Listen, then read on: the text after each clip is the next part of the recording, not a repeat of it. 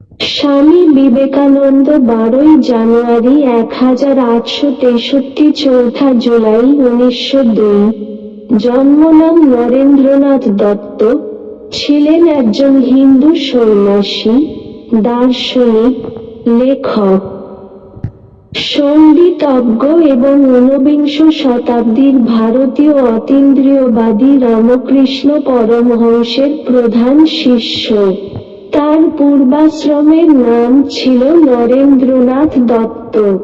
তিনি তার জীবনের বহুমূল্য কিছু বাণী ও উক্তি বলে গিয়েছিলেন।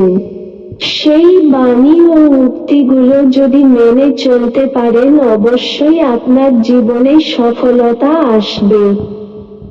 যেমন 1. মন। যদি সত্যিই মন থেকে কিছু করতে চাও তাহলে পথ পাবে, আর যদি না চাও তাহলে অজুহাত পাবে। যেই রকম আপনি ভাববেন ঠিক সেই রকমই আপনি হয়ে যাবেন। যদি আপনি নিজেকে দুর্বল হিসাবে বিবেচনা করেন তাহলে আপনি দুর্বল হয়ে যাবেন, আর আপনি যদি নিজেকে শক্তিশালী মনে করেন তাহলে আপনি শক্তিশালী হয়ে উঠবেন। 2. কাজ। সাহসী লোকেরাই বড় বড় কাজ করতে পারে। এমন কাজ করে চলো যে তুমি হাসতে হাসতে মরবে আর জগৎ তোমার জন্য কাঁদবে। 3. বিশ্বাস।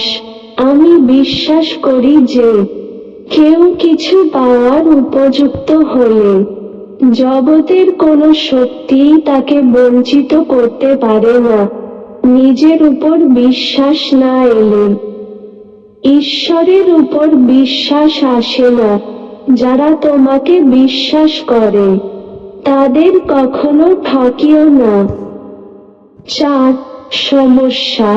সারাদিন চলার পথে যদি কোনো সমস্যার সম্মুখীন না হও তাহলে বুঝবে তুমি ভুল পথে চলেছ। ওঠো এবং ততক্ষণ অবধি থেমো না যতক্ষণ না তুমি সফল হচ্ছ। 5. প্রেমের শক্তি। ঘৃণার শক্তি অপেক্ষা প্রেমের শক্তি অনেক বেশি শক্তিমান। জীবে প্রেম করে যেই জন সেই জন সেবিছে ঈশ্বর। যারা তোমাকে ভালোবাসে তাদের কখনো ঘৃণা করো না। 6. দোষত্রুটি। অপরের দোষত্রুটি দেখিয়া বেড়ানো তো আমাদের কাজ নয়। উহাতে কোন উপকার হয় না, এমন কি ওইগুলির সম্বন্ধে আমরা চিন্তাও যেন না করি। সৎ চিন্তা করাই আমাদের উচিত।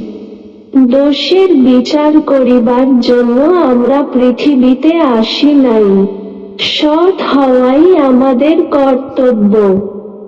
7. সেবা ও দান করো।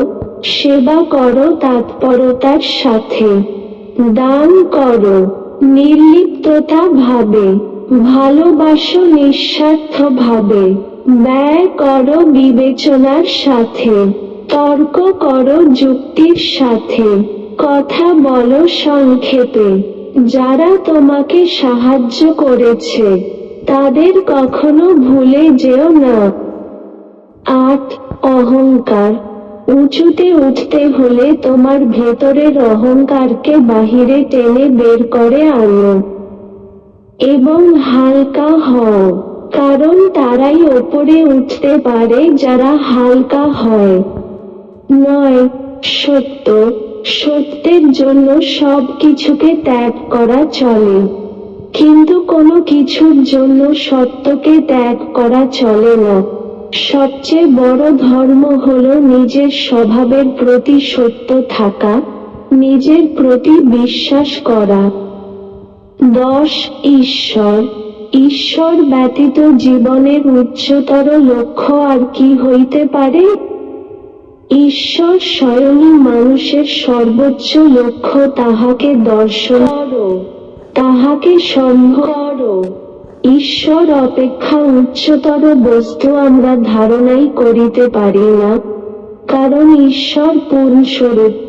যত বেশি আমরা বাইরে গিয়ে অন্যদের ভালো করব, আমাদের হৃদয় ততই বিশুদ্ধ হবে এবং ভগবান সেখানে বাস করবেন। 11 স্ত্রীদেরকে সম্মান করা। আমাদের দেশের মেয়েরা তেমন শিক্ষিতা নয় বটে, কিন্তু তারা অনেক বেশি পবিত্র। মেয়েদের উন্নতি করতে পারো, তবে আশা আছে, নইলে পশু জন্ম ঘুচবে না। ভারতের জননী আদর্শ নারী। মাতৃভাবী আদর্শ ও শেষ কথা। ধন্যবাদ, সবাই ভালো থাকবেন।